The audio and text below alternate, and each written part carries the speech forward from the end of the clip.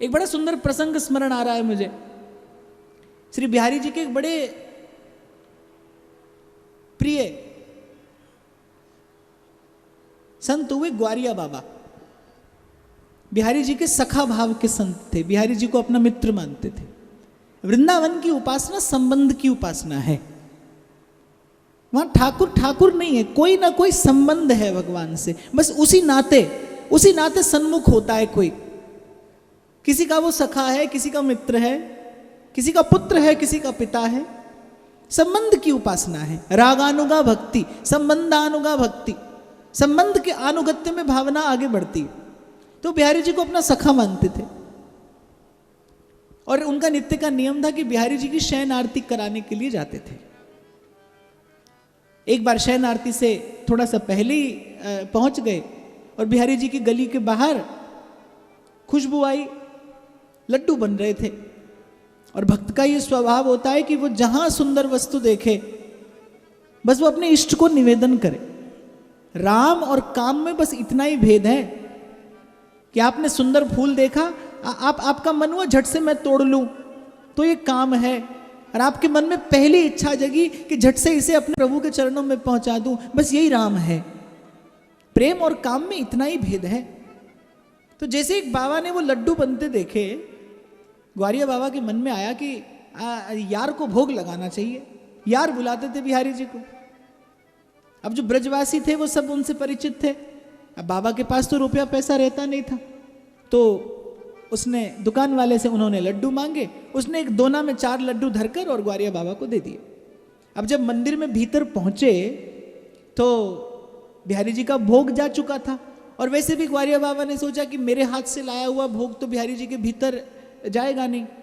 तो बाबा ने क्या किया, अपनी वो काली कमली बिछाई मंदिर में और वो जो दोना था वो बस उस कमली पर धरकर और आंख बंद करके बैठ गए। अब वहां जब भोग उसारने का समय हुआ, श्री बिहारी जी की आरती का समय हुआ, तो गोसाई लोग द्वार खोलने का प्रयास करे, लेकिन बिहारी जी के निज मंदिर का जो किवाड़ था वो किवाड़ नहीं खुल रहा। अब बड़ा प्रयास किया पर किवाड़ नहीं खुला। खूब प्रयत्न करके सब हार गए, लेकिन किवाड़ नहीं खुला। एक गोसाई ने देखा कि मंदिर में कोने पे ग्वारिया बाबा बैठा है, तो उसने किसी से कहा कि बोले जाओ ग्वारिया बाबा, बोले बाबा थे, पूछो बाबा बताएगा। बाबा के पास पहुंचे तो बाबा अपने भाव में मग्न बैठे थे। बाबा की रोमावली पुलकित हो रही थी, आंखों से अश्रु बह रहे थे। बाबा किसी भाव देश में पहुंचे। उस गुसाई ने जाकर बाबा को झटका दिया, बोले बाबा अरे बिहारी जी को पटीना है, खुल लो। बाबा मुस्कुराए, बोले अरे जय जय अब जाओ खुल जाएगा। और बिल्कुल ऐसा ही हुआ। किवाड़ का स्पर्श किया, किवाड़ खुल गया। आरती हो गई, श्री गोसाई जी ने बिहारी जी को शयन करा दिया। लेकिन उनके मन में ये चटपटी लगी थी कि भाई आखिर आज हुआ क्या, मैंने ही किवाड़ लगाया और मैंने कितना प्रयास किया, किवाड़ नहीं खुला। और बाबा ने कहा खुल जाएगा और किवाड़ खुल गया। तो आरती हो गई, उन्होंने बाबा को रोका, बोले बाबा सांची बता आज का लीला भाई।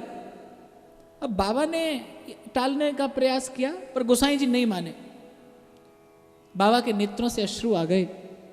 बोले जय जय आप जाए भोग लगाए रहे थे ना, वो तो मेरे पास बैठा लड्डू खा रहा था। आप जिसे भोग लगा रहे थे वो तो मेरे पास बैठा लड्डू खा रहा था। और जय जय आपने मोए आकर चटपटी में हिलाई दियो, मैंने वाको मुख भी नहीं पूछो, जाके देखो वाके मुख पे जूठन लगी है। गोसाई जी ने फिर स्नान किया, बिहारी जी के शयन कक्ष में गए और देखा तो बिहारी जी के मुख पे वो लड्डू की जूठन लगी थी। उस दिन अनुभव हुआ गोसाई जी को, कोई करता रहे मस्जिद में खुदा को सजदे, उसके सजदों में असर हो ये जरूरी तो नहीं। शायर कहता है इश्क पाबंदे वफा है, पाबंदे उसूल नहीं। इश्क पाबंदे वफा है, पाबंदे उसूल नहीं। हर किसी के झुकने को सजदा नहीं कहा जाता। कौन जाता है मंदिर में, प्रभु के सन्मुख होने की विधि है। एक और मानस कहती है, मेरे तुलसी बाबा लिखते हैं सन्मुख होई जीव मोई जब ही, जन्म कोटि अघ नास ही तब ही। एक क्षण की भी देरी नहीं होती, एक क्षण का भी विलंब नहीं होता। भगवान को कहीं से कृपा का प्रबंध नहीं करना है, उनको कहीं से प्रबंध नहीं करना है, उनको किसी से आज्ञा नहीं लेनी आप पर कृपा करने से पूर्व। फिर देरी कहाँ है, फिर विलंब क्यों होता है। ध्रुवदास जी कहते हैं, सब अंग गुणहीन हो, ताको जतन न को, एक किशोरी कृपाते, जो कछु होए सो हो, जो कछु हो सो हो। तो अब कभी मंदिर जाना तो बड़े आदमी बनकर मत जाना। सहजो छोटा जाइए साईं के दरबार। कैसे कैसे समझाते हैं संत। बोले सहजो नन्ना बालका और महल भूप के जाए। राजा के महल में जहां बड़े से बड़ा प्रधानमंत्री भी नहीं जा सकता, बोले सहजो नन्हा बालका महल भूप के जाए, और नारी पर्दा ना करे गोदे गोद खिलाए। और बड़ा होना उपलब्धि नहीं है, बड़ा होना उपलब्धि नहीं है। तृणादपि सुनीचेन तरोरपि सहिष्णुना, अमानिना मानदेन कीर्तनीय सदा हरि। और मेरे तुलसी बाबा कहते हैं, ए दरबार दीन को आदर। जो जीव का दैन्य है, जो जीव की विनम्रता है, वो भगवान को आकृष्ट करती है, खींच लेती है वो भगवान के नेत्रों को अपनी ओर। पंढरीनाथ का मंदिर और भक्त उद्दाम नृत्य कर रहे हैं प्रभु के सन्मुख। विठ्ठल विठ्ठल की ध्वनि से गुंजायमान हो रहा है नभ मंडल, और पंढरीनाथ के नेत्र व्याकुल हो रहे हैं। माता रुक्मिणी ने पूछा, बोले प्रभु के नेत्र किसको खोज रहे हैं? बोले आज मेरा नामा नहीं आया, आज मंदिर में मेरा नामा दिखाई नहीं पड़ता। तो मां ने कहा कि अरे नहीं आया तो आ जाएगा, यहीं कहीं होगा। तो श्री भगवान ने कहा, बोले तुम नहीं समझोगी। अरे वो कहीं सकुचा रहा होगा मंदिर के बाहर खड़ा, वो कहीं मंदिर के बाहर खड़ा बेचारा लजा रहा होगा, सकुचा रहा होगा। मैली चादर ओढ़ के कैसे द्वार तिहारे आऊं, मैली चादर ओढ़ के कैसे। इसीलिए मैंने कहा मंदिर में प्रवेश करने की एक विधि है, प्रभु के सन्मुख होने की विधि है। साधु संग से यदि वो विधि, वो युक्ति हाथ आ जाए, भुक्ति और मुक्ति के मध्य में युक्ति ही तो है, और संसार में युक्ति से ही मुक्ति है। साधु के संग रहकर वो युक्ति हाथ आ जाए, प्रभु के सन्मुख होने की विधि आ जाए। तेरी चौखट पे आना मेरा काम था, काम इतना भी मुझसे किया ना गया। बस एक बार प्रभु के सन्मुख ही होना था, और जीव को कुछ करना नहीं, और जीव कुछ करने योग्य नहीं। ना मैंने कुछ है किया और ना मैं करने जोग, जो कुछ किया सो आपने, प्रभु आप ही करने जोग। करने योग्य भी क्या है जीव? आपको क्या लगता है कि भजन से भगवान मिलते हैं, साधन से भगवान मिलते हैं? अपनी मौज से, अपनी इच्छा से, अपनी कृपा से भगवान मिलते हैं। भजन से तो कृपा की पात्रता आती है, निकट होकर निकल जाएंगे, आपको खबर नहीं पड़ेगी। एक गोपी प्रतीक्षा करती है कि श्री कृष्ण आएंगे, और श्री कृष्ण आते हैं, लेकिन आकर लौट जाते हैं। क्यों? क्योंकि जब श्री कृष्ण आते हैं बस तभी उसकी आंख लग जाती है। घर आए सजना फिर गए अंगना, मैं बोरी रही सो। ऐसे प्रभु आएंगे, निकट होकर निकल जाएंगे, आपको खबर नहीं पड़ेगी, अगर कृपा की पात्रता न हुई तो ये जो भजन है, साधन है, ये जो आचार्यों का दिया हुआ मार्ग है, गुरुजनों का दिया हुआ अनुशासन है, ये आपको कृपा का पात्र ही बनाने के लिए है कि जब कृपा की वो वर्षा हो आप पर, तो समेट पाए आप, सहेज पाए, संभाल पाए। तो व्यास जी पहुंचे वृंदावन। श्री महाप्रभु जी जहां विराज रहे थे, बस वहीं व्यास जी पहुंचे। मदन टेर कालिंदी का किनारा, कलकल करती कालिंदी, बासंती बयार बह रही है। वृंदावन प्रफुल्लित, कुसुमित, आनंदित, हर्षित, मुदित। व्यास जी का तो रोम रोम खिल गया। वृंदावन की वायु का स्पर्श पाया व्यास जी ने, और व्यास जी का रोम रोम खिल गया। कल जैसे मैंने कहा ना कि जब व्यास जी नवलदास जी के निकट पहुंचे तो व्यास जी को एक असीम, एक अपूर्व शांति का अनुभव हुआ। और मैंने आपको स्मरण दिलाया था कि जब भजन करेंगे तो पहली घटना क्या घटे कि मन शांत हो। ये शांति एक ऐसी वस्तु है जो आप खरीद कर नहीं ला सकते, जो छीन झपट कर आप नहीं पा सकते, जो आगे पीछे दौड़कर आपको नहीं मिलेगी, कभी उपजेगी। ये घटना वो है जो कभी आपके भीतर घटेगी, कभी भीतर घटेगी आपके। कैसी शांति? जैसे कबीर के मन में घटी। कबीरा खड़ा बाजार में, मांगे सबकी खैर, ना काहू से दोस्ती, ना काहू से वैर। तो मदन टेर ऊंची ठौर जहां श्री महाप्रभु जी विराजते थे, राधा वल्लभ लाल को अष्ट प्रहर लाड लड़ाते थे, व्यास जी वहां पहुंचे।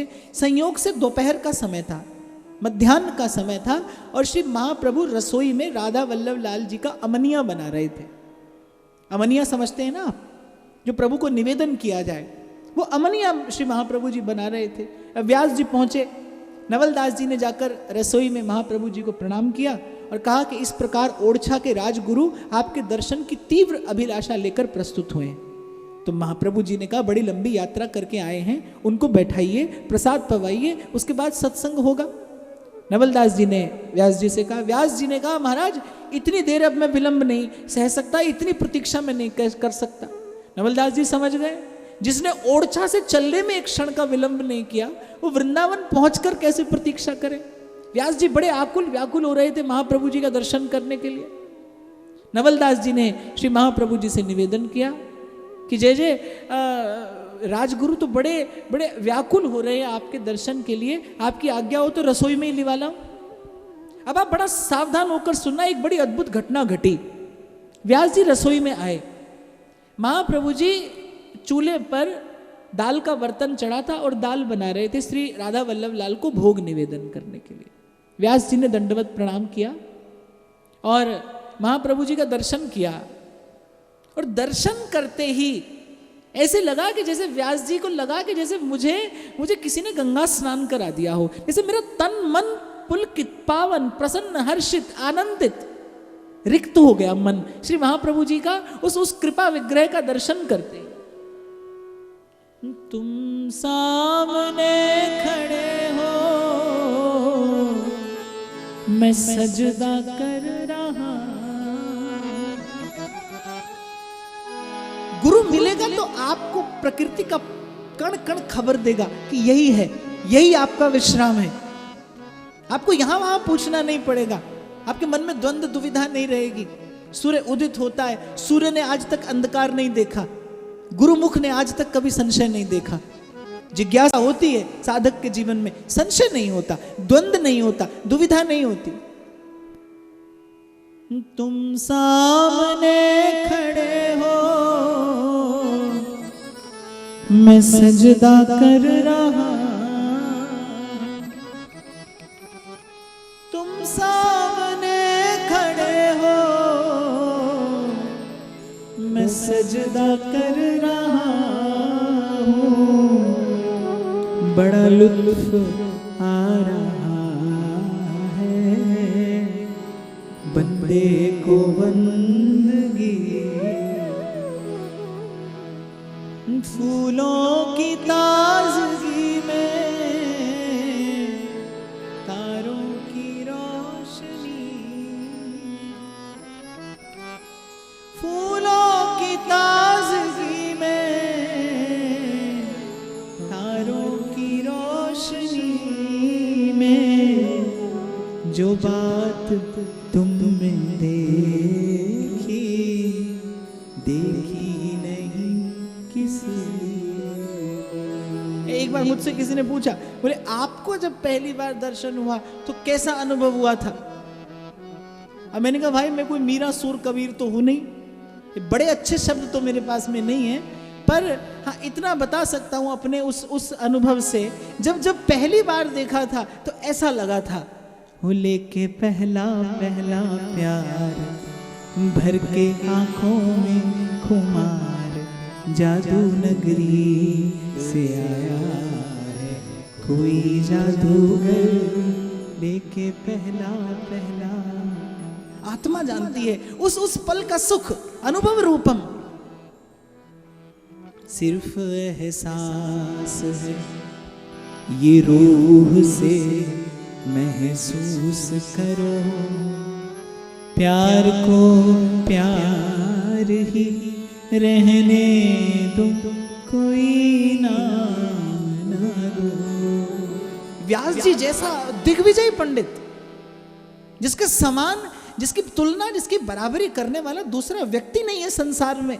सकल शास्त्र निष्णात, विद्या पारावरीण, छोटा मोटा व्यक्ति जिसके सन्मुख आने में घबराए, ऐसे व्यास जी पहुंचे, महाप्रभु जी का दर्शन किया, केवल देखा दूर से, अभी कोई चर्चा नहीं, और प्रणाम कर दिया, साष्टांग दंडवत प्रणाम। सजदा बकायदे होश तौहीन सजदा है, और वो सजदा ही क्या जिसमें होश हो झुकने का, पता नहीं पड़ा, खबर नहीं पड़ी। जैसे कोई मोहक मंत्र डाल दे और मोहित हो जाए कोई, ऐसे देखते रह गए व्यास जी, अके जके थके महाप्रभु जी के उस शांत विग्रह को, उस प्रसन्न विग्रह को प्रणाम निवेदन किया। महाप्रभु ने बड़े आदर से व्यास जी को निकट आसन दिया रसोई में। श्री व्यास जी ने कहा, प्रभु मेरे मन में कुछ संशय है, कुछ प्रश्न है, मेरी कुछ जिज्ञासा है, मैं जिसके निवारण के लिए आपके श्री चरणों में उपस्थित हुआ। महाप्रभु जी ने कहा, व्यास जी इतनी शीघ्रता क्या है, आप आए हैं, इतनी लंबी यात्रा के बाद आए हैं, थोड़ा श्री जमुना जी का स्नान करिए, राधा वल्लभ लाल का दर्शन करिए, प्रसाद पाइए, चर्चा तो होती रहेगी। व्यास जी ने कहा कि अच्छा हो यदि यहीं चर्चा हो जाए। महाप्रभु व्यास जी के मन की स्थिति जान गए। महाप्रभु ने क्या किया कि वो दाल की जो तपेली थी वो उतारी, चूल्हा ठंडा कर दिया, व्यास जी की ओर उन्मुख होकर बैठ गए, बोले अब आराम से चर्चा करिए। व्यास जी ने कहा, अरे ये आपने क्या किया, आप हाथ से दाल बनाते रहते, मुख से चर्चा करते रहते। दाल बनाना हाथ का धर्म है, चर्चा करना मुख का धर्म है, ये दोनों कार्य साथ होते रहते। अब ऐसा मुझे लग रहा है कि मेरे कारण प्रभु की सेवा में विलंब हो जाएगा, ऐसा आपने क्यों किया। श्री महाप्रभु ने कहा कि बिल्कुल ठीक कहते हैं व्यास जी आप, दाल बनाना हाथ का धर्म है, चर्चा करना मुख का धर्म है, पर मैं दाल नहीं बना रहा था, मैं प्रभु की सेवा कर रहा था, और प्रभु की सेवा करना मन का धर्म है, और मन का स्वभाव ऐसा है कि एक समय एक ही स्थान पर लगता है, दो स्थानों पर लगाया नहीं जा सकता। अभी व्यास जी ने कुछ पूछा नहीं, जो दिल की बात, जो बिना पूछे बताए, जो पूछने पर बताए वो अध्यापक है,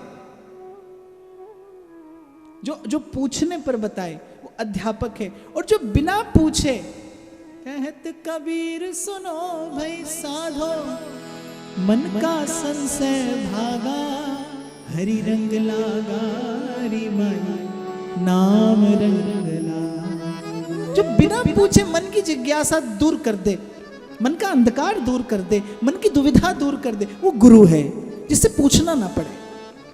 अभी व्यास जी ने कुछ पूछा नहीं, और व्यास जी को लगा कि जैसे कोई मेरे भीतर की गांठ खोल रहा है, कोई खोल रहा है मेरे भीतर की ग्रंथि को। महाप्रभु ने कहा, व्यास जी ठीक कहते हैं आप, दाल तो हाथ से बनाई जा सकती है, चर्चा मुख से की जा सकती है, पर मैं दाल नहीं बना रहा था। आपको दिखता है कि मैं दाल बना रहा था, मैं दाल नहीं बना रहा था, मैं प्रभु की सेवा कर रहा था। सेवा करना मन का धर्म है, और यह जो एक मन बहुत ठौर कर, कहो कौन सचु पाए। भक्ति का सिद्धांत प्रतिष्ठित होता है यहां से। महाप्रभु ने कहा, ये जो एक मन है, इसको अनेक ठौर पर लगाकर आज तक किसने सुख पाया। कल आपको स्मरण हो, मैंने निवेदन किया था, मन की जो चंचलता है वही मन का दुख है, मन की एकाग्रता ही मन का सुख है। संसार के विषय में भी मन एकाग्र हो जाए तो थोड़ी देर के लिए सुखी हो जाता है, अगर संसार के विषय में भी मन एकाग्र हो जाए। इसीलिए तो तुलसी बाबा कहते हैं, कामी ही नारी प्यारी जिमी, लोभी ही प्रिय जिमिदान, तिमि रघुनाथ निरंतर,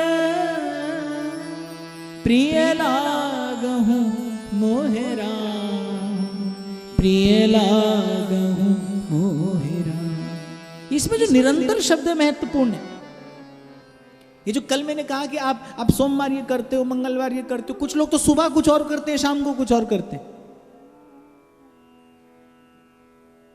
जब तक निरंतरता ना हो, एक नदी, एक जल की धारा चट्टान को काट कर अपना मार्ग बनाती है, वो जल की ऊर्जा नहीं है, वो जो उसका सतत प्रवाहमान रहना है, जो उसका सातत्य है, सदा लगे रहना, वो मार्ग बनाता है। तो जो मन का जो सुख है, सोना देखा ना हो और कोई आपसे सोने के आभूषण की कल्पना करने को कहे तो आप बेचारे क्या करें? मनमानी कल्पना ही तो करेंगे, क्योंकि स्वर्ण तो देखा नहीं, ऐसे सुख देखा ही नहीं, सुख की कल्पना कैसे करोगे? आपकी जो सुख की कल्पना है ना, वो उधार की कल्पना है। आपकी जो सुख का विचार है वो उधार का ही तो विचार है। इधर देखा कि बहुत बड़े बंगले में सुख है तो बंगला बनाने में लग गए, फिर देखा बहुत बड़ी गाड़ी में सुख है तो गाड़ी खरीदने में लग गए, फिर देखा 2-4-5 नौकरों तो सुख है तो 2-4-5 नौकर धर लिए। तो ना तो सुख देखा, ना समझा सुख का स्वरूप क्या है, बस उसको पाने का प्रयास किया। इसीलिए तो कल की चर्चा जहां से आरंभ की थी मैंने कि प्रयास सदा सुख पाने का किया, लेकिन हाथ दुख आया। क्यों? क्योंकि जिसे सुख समझते थे वो सुख था ही नहीं, जिसे सुख समझाए वो सुख है नहीं। मन का सुख है क्या? मन स्थिर हो जाए, मन एकाग्र हो जाए, एक ओर से मन हटे नहीं। गोपी का मन सुखी है, पीड़ा में भी सुखी है, दुख में भी जार जार रोती है गोपी, पर सुखी है। बावरी में अखियां जर जाए, जो सांवरो झाड़ निहारे हो। इसीलिए भगवान ने कहा कि अनन्य भक्ति, अव्यभिचारिणी भक्ति, पतिव्रता भक्ति, अनन्य भावना, जो हर दर पे झुक जाए उसको सर नहीं कहते। और प्रेम करना भिक्षुकों का काम नहीं है, जो हर द्वार से याचना करता हो, आज यहां से मांगा, कल वहां से मांगा। और मैं तो एक और बात भी इसमें विचार करता हूं कि मूर्खता के अतिरिक्त और क्या कहा जा सकता है, कि कैसा जीव का भ्रम है, कैसा माया जनित मोह है कि विचार नहीं करता जीव कि ऐसा क्या है, ऐसा क्या है जो कोई अन्य युक्ति कर सकती है और प्रभु की कृपा नहीं कर सकती, जो कुछ किसी अन्य साधन से होगा और भगवान के नाम से नहीं होगा। ऐसा क्या है? कभी विचार तो करो, ढूंढो, कारण तो निकालो। किसी ने कहा किया तो आपने कर दिया, किसी ने कहा चल दिए तो आप चल दिए। जिस नाम से पत्थर तरे, उससे तेरा तरना आसान है। जरा शरण मेरे राम की, मेरा राम करुणा निधान। इसीलिए आप यदि वस्तुतः साधक बनना चाहते हैं, यदि आप वस्तुतः जीवन में साधना करना चाहते हैं, तो फिर दोहराता हूं, मैं ये नहीं कहता आपका इष्ट कौन हो, लेकिन जो भी हो एक हो। आप यदि अपनी उन्नति चाहते हैं, आंतरिक उन्नति, आध्यात्मिक उन्नति चाहते हैं, जो भी आपका इष्ट हो, जिसमें आपकी भावना हो, लेकिन वो एक हो, आप एक निष्ठ हो। बड़ी बात वृत्ति का एक निष्ठ होना है, पर जहां मन एकाग्र हुआ वहीं सुख का प्रतिबिंब पड़ा और आप आनंदित हुए। व्यास जी की समझ में बात आ गई। महाप्रभु ने कहा, व्यास जी एक पद कहता हूं, अभी ध्यान से देखते चलना। व्यास जी ने कुछ पूछा नहीं, व्यास जी जो प्रश्न जिज्ञासाएं लेके आए थे, व्यास जी ने कुछ पूछा नहीं, बस इसी घटना से संवाद आरंभ हुआ। महाप्रभु ने कहा, व्यास जी सेवा कर रहा हूं, सेवा मन का धर्म है, और हाथ दो जगह चल सकते हैं, आंख दो जगह चल सकती है, मन दो जगह नहीं लगता, एक ही स्थान पर लगता है। व्यास जी एक पद कहता हूं, आप उसका अर्थ करना, आप विद्वान आदमी हैं। महाप्रभु ने पद कहा, महाप्रभु बोलते गए, व्यास जी अर्थ करते गए, और व्यास जी की ग्रंथि खुलती गई। व्यास जी को समझ में आ गया कि भाई आज तक मुझसे चूक कहां से हो रही थी। उस पद के अंतिम पंक्ति महाप्रभु ने कही कि जय श्री हित हरिवंश, प्रपंच बंच सब काल ब्याल को खायो, जहां लग गो गोचर मन जाई। जो आंख से दिखाई देता है, जहां मन बुद्धि जाती है कल्पना में, वो सब मिटने वाला है। भजमन चरण कमल अविनाशी, और जेताई दी से धरण गगन विच तेताई सब मिट जासी। मीराबाई से गुनगुनाती हैं, गाया गाया हरि गुण गाया, गाया गाया हरि गुण गाया, गाया गाया हरि गुण गाया, काल ब्याल सो बाची मायरी माई सांवरे रंग राजी, सांवरे रंग राजी। अंतिम पंक्ति महाप्रभु ने कही, व्यास जी अर्थ करिए, जय श्री हित हरिवंश प्रपंच वंच सब काल ब्याल को खायो, कि ये जितना संसार है सब काल के गाल में पड़ा है, आज नहीं तो कल मिट जाएगा। आप जीवन भर संग्रह करते हो, या तो आप नहीं रहते या वस्तु नहीं रहती। और मैं तो कई बार कहता हूं कि मेरी बात मानो तो एक प्रयोग करके देखो, आप करते नहीं। मैं कहता हूं, मैंने देखा कई लोग वो तिजोरी रखी रहती है ना, उसकी धूप बत्ती करते हैं, सुबह सुबह उसको माला चढ़ाएंगे, रोरी चलाएंगे, तावल लगाएंगे, फिर उसकी आरती उतारेंगे। तो मैं कहता हूं कि जिससे इतना प्रेम करते हो, एक प्रयोग करके देखो, कभी अकेले में उससे पूछ कर देखो, वो भी आपसे कुछ प्रेम करता है कि नहीं। आपका घर, आपका व्यापार, आपकी संपत्ति, कभी आप उससे पूछकर तो देखो कि उसका भी आपसे कुछ प्रेम है कि नहीं।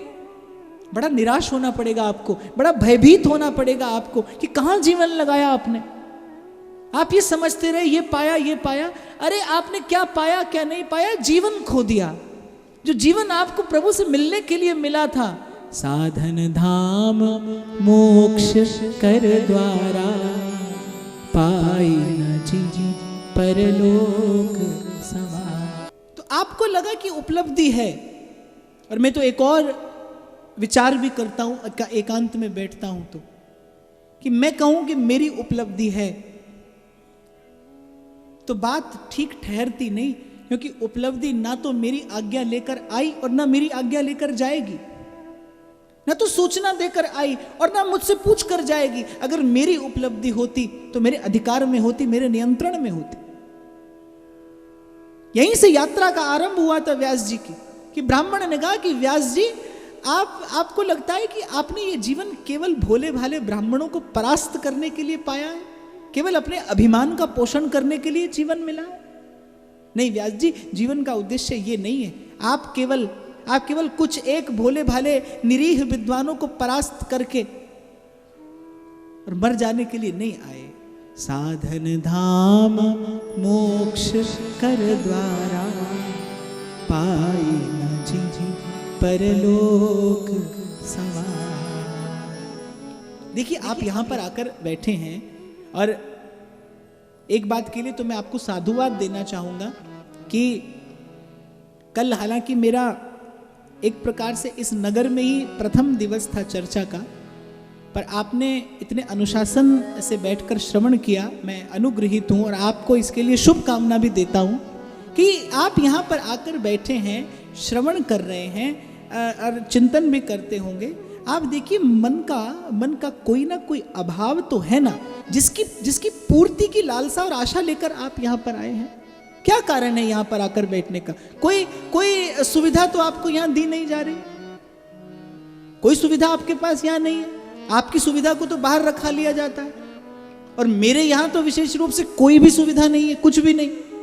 कोई तो सुख है जो आपको बांधकर यहाँ पर बैठाता है, कोई तो सुख है जिसके लोभ में आप यहाँ खींचे चले आते हैं, कोई तो अनुभूति है, कुछ तो मिलता है और अंतर को। कहीं ना कहीं कोई एक प्रकाश की किरण तो है जो बांध लाती है आपको सबको, और घंटों आप और मैं यहाँ पर बैठते हैं। मुझसे किसी ने पूछा एक बार, बोले महाराज आपने कोई चमत्कार देखा हो तो बताओ, कोई चमत्कार बताओ।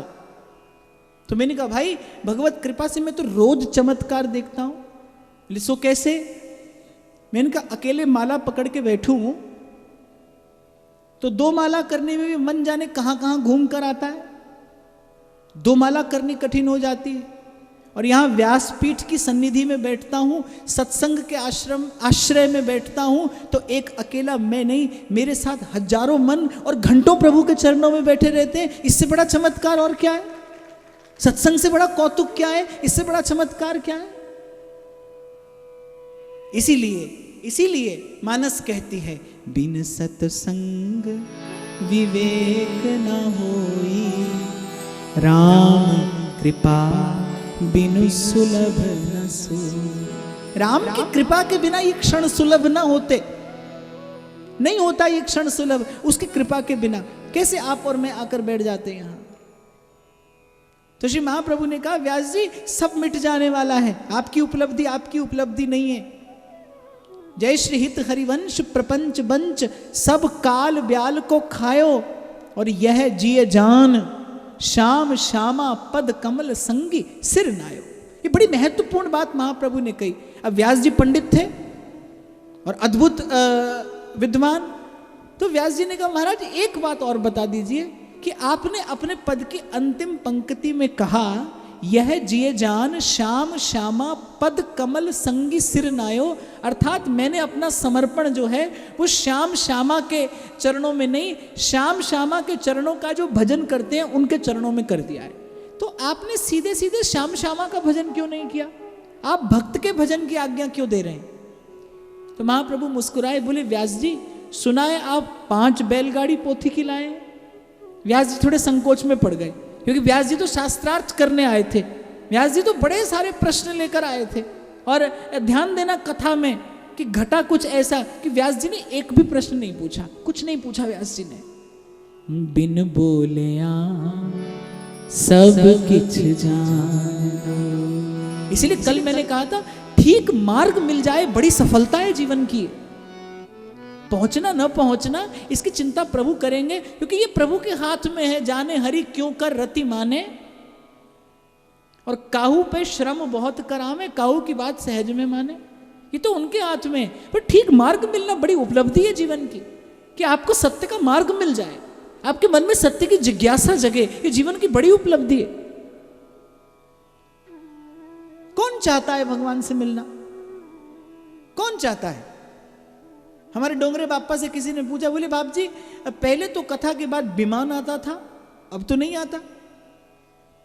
तो बोले आ जाएगा। और कथा के बीच में उन्होंने कह भी दिया कि भाई आज कथा के बाद विमान आएगा, बैकुंठ लेकर जाएगा। अब डोंगरे जी महाराज जैसा व्यक्ति कह रहा, उसमें कोई संशय तो है नहीं। भाई आंखों देखी बताने वाला आदमी कहता है, कथा पूरी हो इससे पहले तो पंडाल खाली हो गया, कोई यहां से निकल गया और कोई वहां से निकल गया, तो बैकुंठ जाना किसको है? बात की बात है बाप, जाना किसे है? जाने की इच्छा हो जावे, यही जीवन की बहुत बड़ी उपलब्धि है। मैं तो केवल इसी को उपलब्धि मानता हूं कि आप सत्य को जानने के प्रयास में लग गए। सत्य को प्राप्त करना आपके मेरे वश की बात नहीं, वो तो तुद पावे ता नाम जपावे। लेकिन आपकी जिज्ञासा, आपकी इच्छा, आपकी वृत्ति उस ओर प्रवाहित होने लगी, यही पर्याप्त है। भजन की इच्छा ही मन को निर्मल कर देती है, पावन कर देती, पवित्र कर देती है। प्रभु के मिलन की आशा ये उर अंतर को मंदिर बना देती है। तो सुना है व्यास जी आप 5 बैलगाड़ी पोथी की लाए हैं। आपने मुझसे प्रश्न किया ना कि आपने भगवान का भजन करने की आज्ञा ना देकर भक्त का भजन करने की आज्ञा क्यों दी? तो सुनिए व्यास जी, आप ये जो 5 बैलगाड़ी पोथी की लाए हैं, इसमें कोई एक पोथी ऐसी है जो ये बता दे कि भगवान है और ऐसा है? अब व्यास जी ने कहा महाराज यही तो झंझट है। एक पोथी पढ़ते हैं तो कहते हैं दाएं जाओ, दूसरी कहते हैं तो बाएं जाओ, एक कहती है बोले दाएं बाएं जाना ही नहीं था, सीधे चलना था, और चौथी कहती है बोले बिल्कुल मूर्ख निकले, दाएं बाएं सीधे कुछ नहीं, बोले पीछे आना था वापस। बोले महाराज जीवन भर इसी झंझट में तो पड़े रहे हम, इसकी सुनी तो यहां चल गई, इसकी सुनी तो वहां चल दिए, और हाथ कुछ आया नहीं। फलसफी को बहस के अंदर खुदा मिलता नहीं। कल मैंने कहा था ना, अब रसगुल्ले के बारे में कितनी भी चर्चा कर लें आप, हम लोग मुंह में पानी भले आ जाए, मुंह मीठा नहीं होता, उसके लिए तो रसगुल्ला हाथ में चाहिए। अनुभूति के लिए प्रमाण की आवश्यकता है। तो व्यास जी बोले महाराज यही तो झंझट है, इसीलिए सब पोथी में उठाकर ले आया कि पूछूं तो सही कि आखिर इनका सार है क्या। शब्द जालम महारण्यम चित्त भ्रमण कारणम। इसीलिए आरंभ में जिसने भी प्रश्न किया मैंने कहा भाई वही सुनना जिसको सुनने से भाव बढ़े, वो कुछ भी हो कैसा भी हो। जात ना पूछो साधु की, पूछ लीजिए ज्ञान। मोल करो तलवार का और पड़ा रहे दो म्यान। जिससे भाव बढ़े, जिससे श्रद्धा पुष्ट हो, जिससे विश्वास सुदृढ़ हो, जिससे विवेक जगे, वो सुनिए। वो किसी की भी कथा हो। तो व्यास जी ने कहा महाराज यही दुविधा थी, इसीलिए इतना परिश्रम किया मैंने। तो श्री महाप्रभु ने अंतिम जो निर्णय दिया व्यास जी को कि व्यास जी आप 5 बैलगाड़ी पोथी की लाए और आप कहते हैं कि आप जीवन भर इन पोथियों में उलझे रहे, आपको मार्ग नहीं मिला। कोई पोथी प्रमाणित नहीं कर सकती कि भगवान है और ऐसा है। श्री महाप्रभु ने कहा व्यास जी इस सारी सृष्टि में अगर भगवान को कभी किसी ने प्रमाणित किया है तो वो केवल और केवल उनके भक्त ने प्रमाणित किया है। भक्त से बड़ा भगवान का और कोई प्रमाण नहीं है। मीरा से बड़ा कोई प्रमाण नहीं है कृष्ण के होने का। मैं गाता हूं आपके साथ। भय प्रगट कृपाला दीन दयाला कौसल्या हितकारी। मैं तुलसी की चौपाई गाते ही मन में राम आ जाएंगे। तुलसी प्रमाण है राम के होने का, मीरा प्रमाण है कृष्ण के होने का। हाथ में लेकर विष का प्याला पी जाती है कृष्ण के आश्रय पर, कृष्ण के आधार पर ही तो पीती है। और संसार गाता है मीरा पुकार उठी गिरिधर गोपाला। मीरा पुकार उठी गिरिधर गोपाला।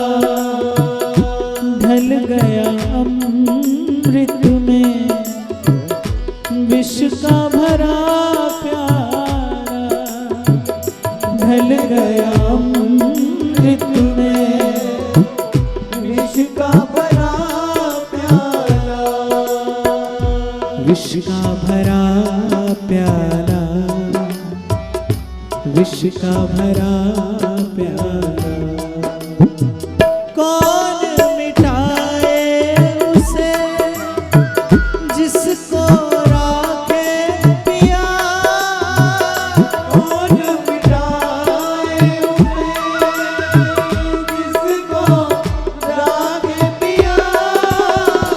सब दुख दूर हुए जब तेरा नाम लिया।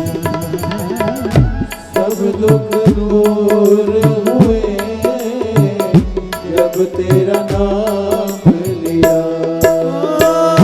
ब्रज के नंद लाला राधा जू के सावरिया। ब्रज के नंद लाला राधा जू के सावरिया। ब्रज के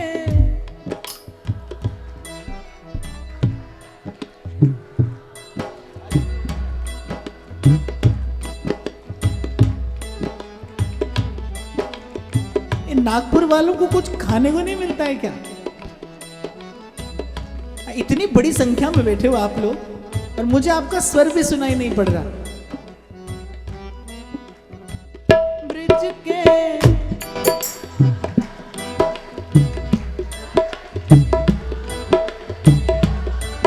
और इधर वाले बाबू लोग जो ऐसे बैठे हैं ऐसे।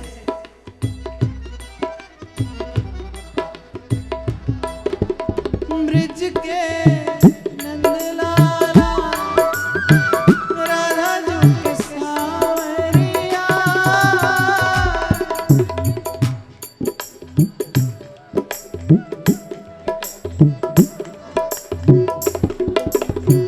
सब दुख दूर हुए जब तेरा नाम लिया।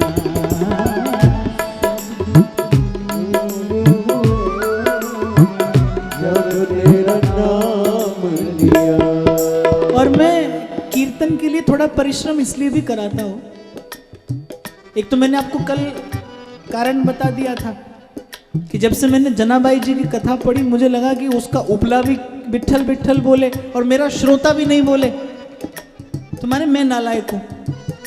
एक तो कारण ये, और दूसरा ये कि जब श्री हनुमान जी को जाना था श्री जानकी जी का पता लेने, तो जांबवान जी ने क्या किया, हनुमान जी को हनुमान जी की शक्ति का स्मरण कराया, बस केवल उनको स्मरण कराया।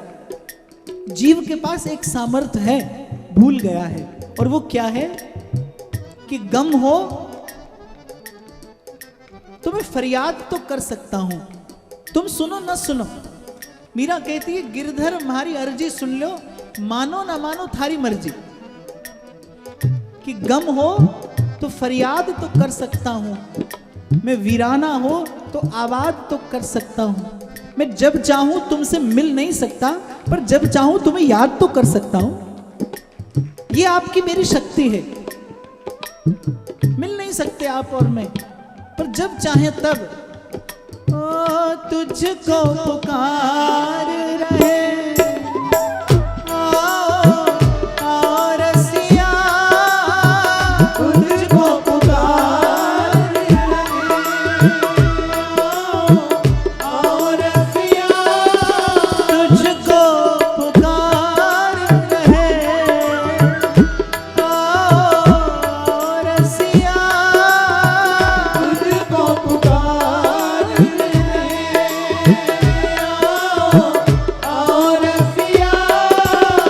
सब दुख दूर हुए जब तेरा नाम लिया, सब दुख दूर हुए जब तेरा नाम लिया। ओ ब्रिज के नंदलाला राधा जो के सावरिया, ब्रिज के